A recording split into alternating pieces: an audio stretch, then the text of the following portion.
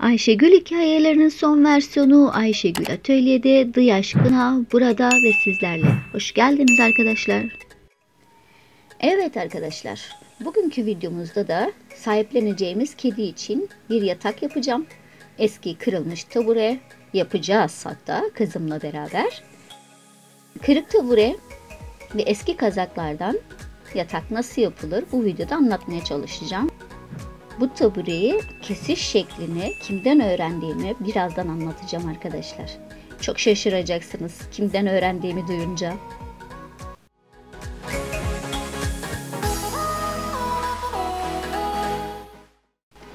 Eski bir kazağım ki bu kazak geri dönüşüme kollarıyla katkıda bulundu. Şimdi bir yatak olacak.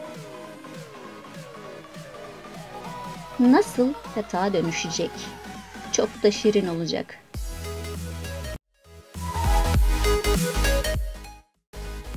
Kollarını terlik videoları için kullanmıştım. Geri dönüşüm terlikleri yapmıştım. Şimdi kızımla beraber kızımın sahiplendiği kedi için bir yuva yapıyoruz. Seri bir video olarak gelecek. Kedimiz için çeyiz hazırlıkları başlamıştır. Evet, silikonla tabanlarını yapıştırıyorum. Ölçtüm, ölçerek kestim. Boyuna göre. Ve hala o kazak bitmedi. Daha çok işe yarayacak. Evet, kızım işe girişti. Bunlar aparatlarından birisi olacak.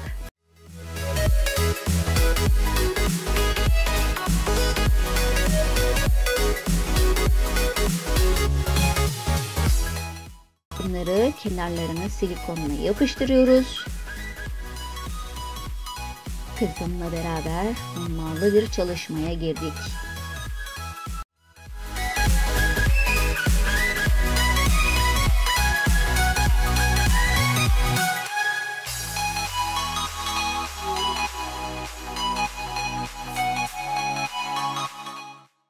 Harıl harıl çalışıyoruz.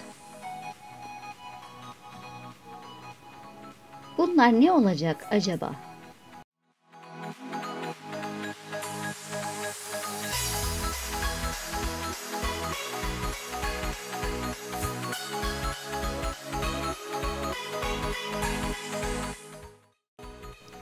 Evet, o tabureyi nasıl kestiğimi ve kimden öğrendiğimi şimdi anlatıyorum arkadaşlar.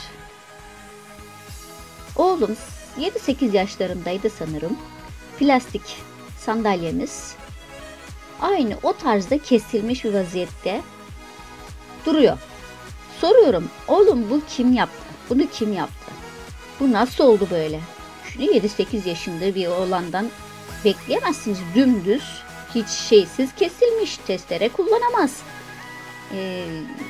Başka bir alet de kullanamaz.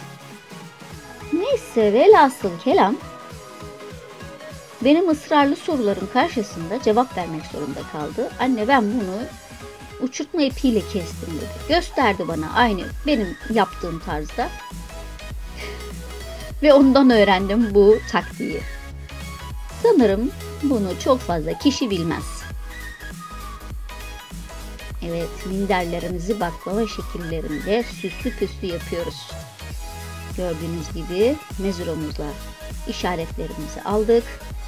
Nereden nasıl yapacağımızı ortalayarak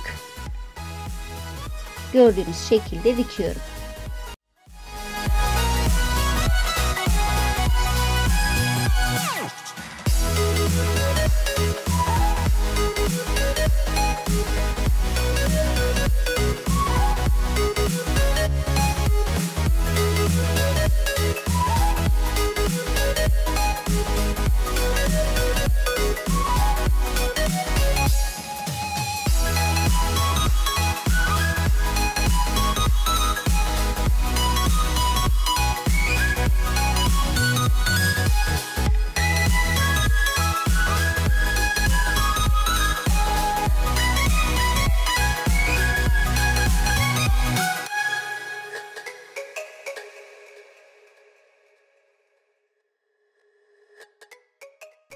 Pufidik pufidik bir yastığımız oldu. Bu taktiği bütün minderlerinizde kullanabilirsiniz. Çok şık görünüyor. Üstüne hatta düğme de koyabilirsiniz. Ben koymadım. Hani kedi rahatsız olmasın diye.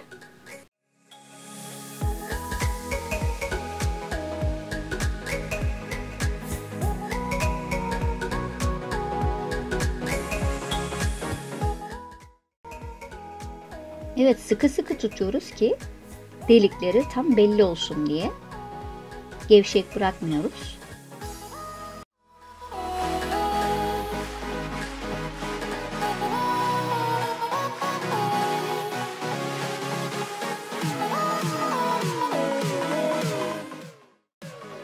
Evet, şimdi süslemelerine geldi sıra. Biraz daha kediye benzeyecek. Evet, 2 tane gözüm vardı evde. Ama bunları kırtasiyeden de bulabilirsiniz. Bu da kırtasiyelerde bulunabilecek bir şey. Evalardan bir aparat, böyle değişik bir şey. Ama tam bir buruna benzedi.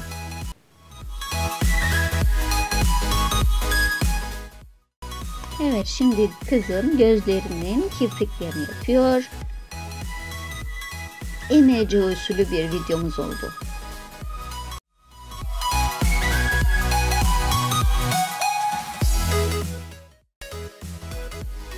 Evet, şimdi kulaklarını yapıyoruz. Pufidik pufidik yapmıştık ya, üçgen üçgen. İşte onlar kulakları. Şimdi kedişimizin oyuncağı. Küçük bir top, ip geçiriyoruz. Ve yuvamızın bir kenarına tutturuyoruz iple.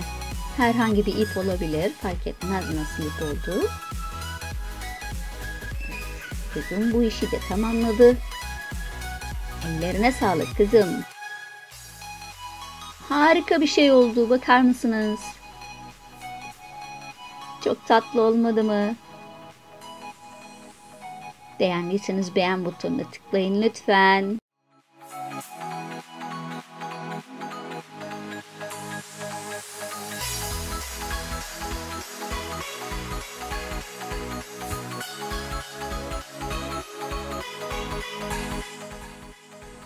Beni izlediğiniz için teşekkür ederim. Beğenmeyi ve abone olmayı unutmayın lütfen.